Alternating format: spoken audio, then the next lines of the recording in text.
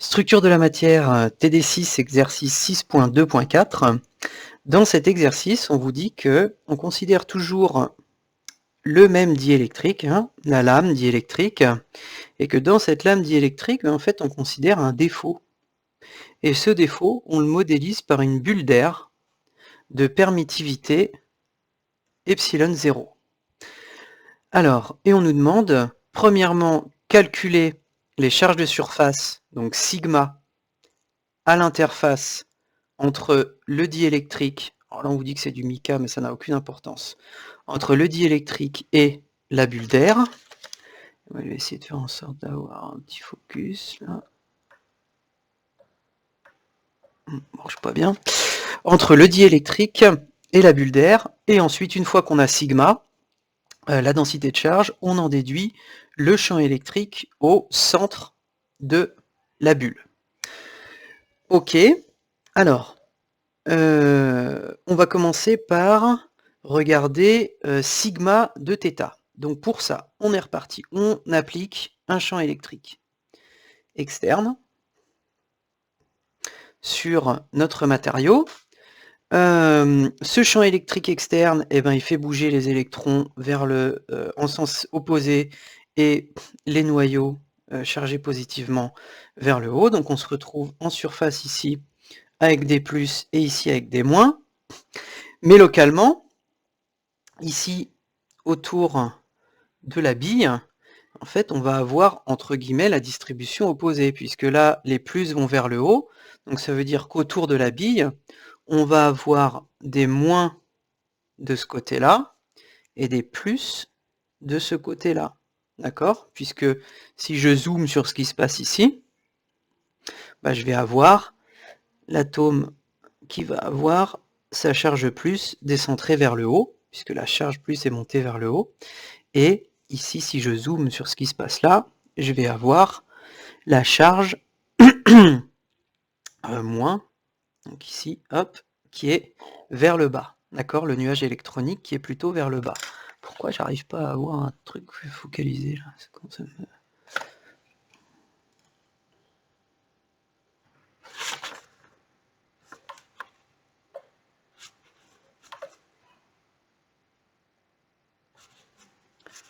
Ok.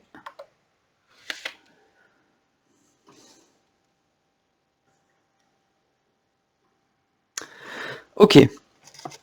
Donc, on a des charges moins sur l'hémisphère nord de la sphère et des charges plus sur l'hémisphère sud de la sphère, si on dit que ça c'est nord et sud.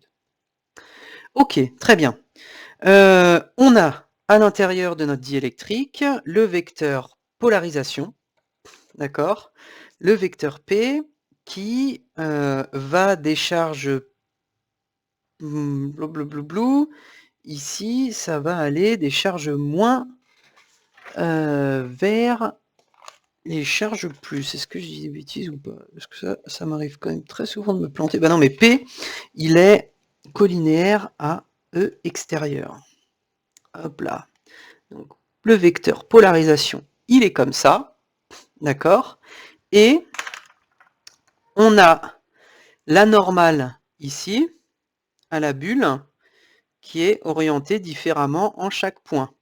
Et qui est toujours orientée vers l'intérieur de la bulle, puisque P, d'accord, quand on calcule son produit scalaire avec la normale, on prend toujours la normale qui est extérieure au milieu. Et comme là, on prend la polarisation du milieu diélectrique, eh bien, on doit prendre la normale qui rentre dans la bulle d'air. Alors, sigma, rappelez-vous, sigma, donc sigma, cette fois, c'est sigma bulle, d'accord, c'est-à-dire la densité de charge surfacique qu'il y a autour de la bulle. On a dit que sa définition, c'était P scalaire N, d'accord? Et en fait, on voit que P, il va faire à chaque fois un angle θ avec N. Donc en fait, P scalaire N, ça va nous donner P cos θ, donc norme de P fois le cosinus entre P et la normale. Donc on voit bien qu'ici, l'angle θ va être supérieur à pi sur 2, donc puisque hop, P est ici. L'angle θ va être supérieur ici, donc ça va nous donner une distribution de charge négative, d'accord? Et ici, ça va être inférieur à pi sur 2, puisqu'on va être comme ça et comme ça, ici. Et donc, on va bien avoir ici une distribution de charge positive. Donc ça, c'est logique déjà avec la distribution de charge qu'on observe en raisonnant avec les sens des champs électriques.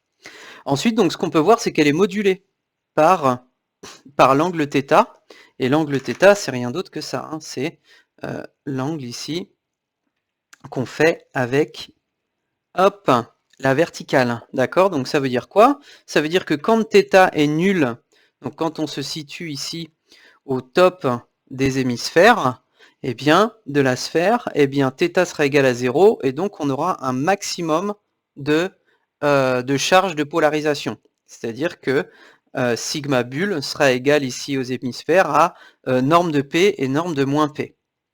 En revanche, quand on arrive aux équateurs de la sphère, cos θ ici va être égal à pi sur 2, et donc on aura 0, on n'aura aucune charge. Donc ça veut dire que si on zoome un petit peu entre guillemets sur ce qui se passe sur la bulle, et qu'on essaye de dessiner, hop,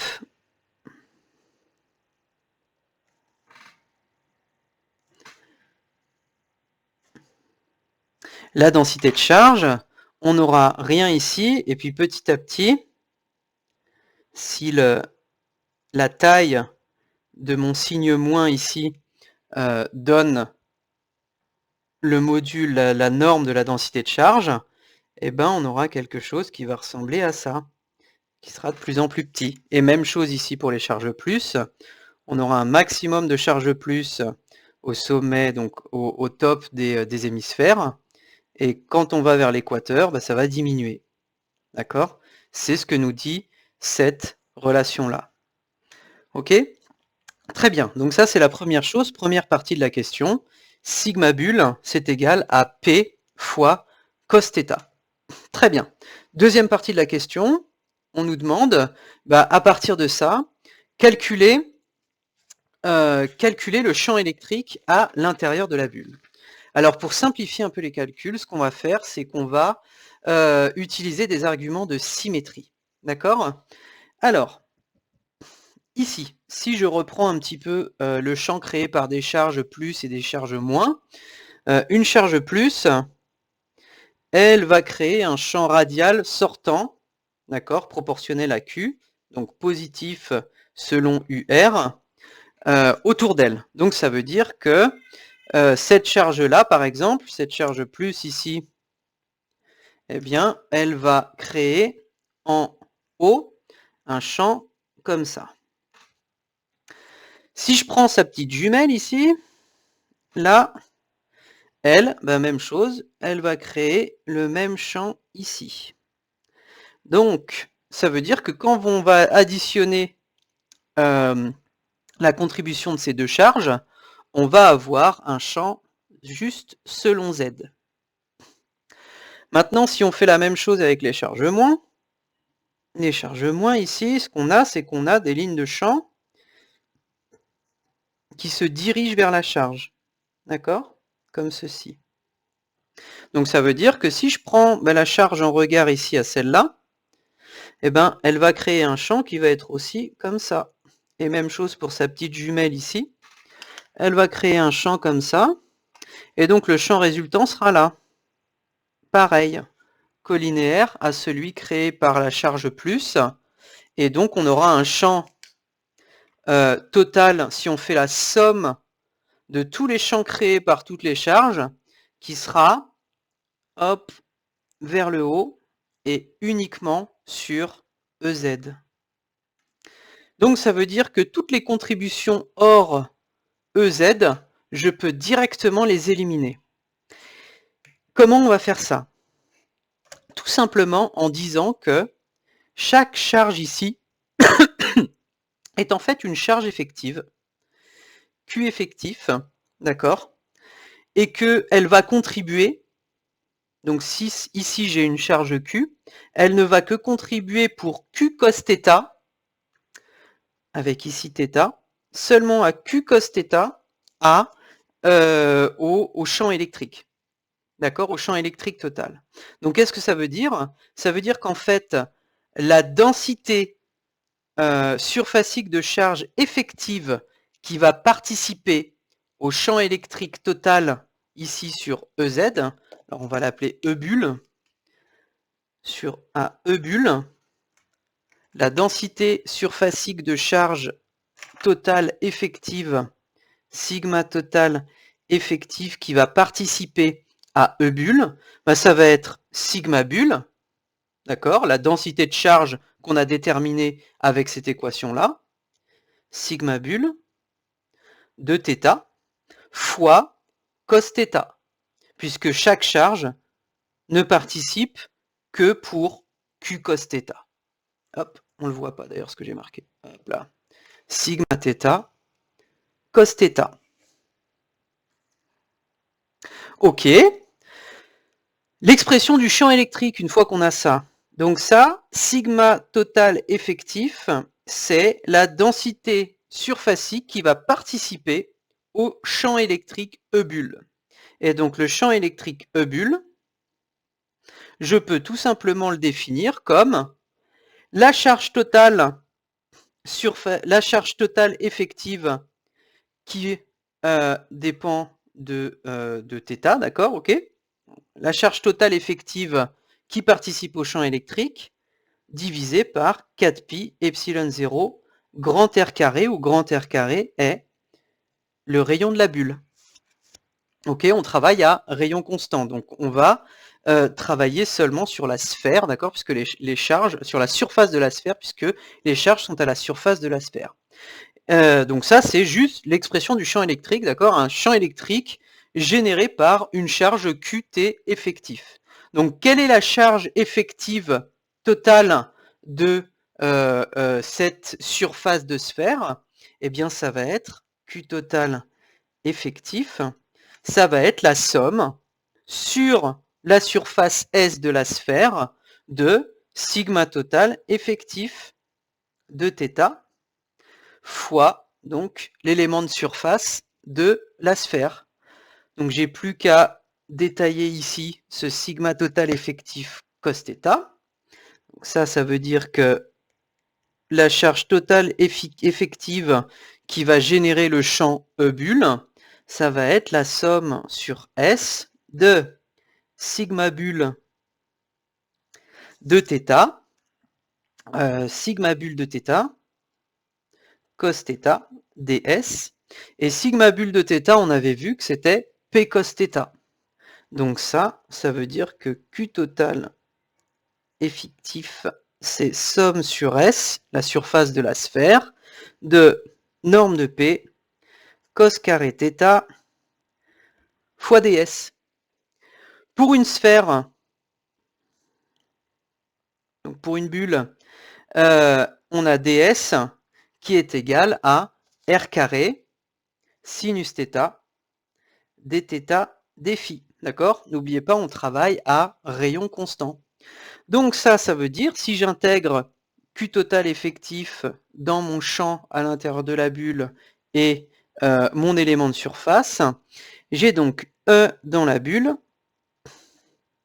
qui est égal à intégrale de norme de P, à chaque fois j'oublie mon petit vecteur, norme de P cos carré θ, sinus θ, avec un petit r carré ici sur 4pi epsilon 0 r carré, sinus θ, dθ, dφ.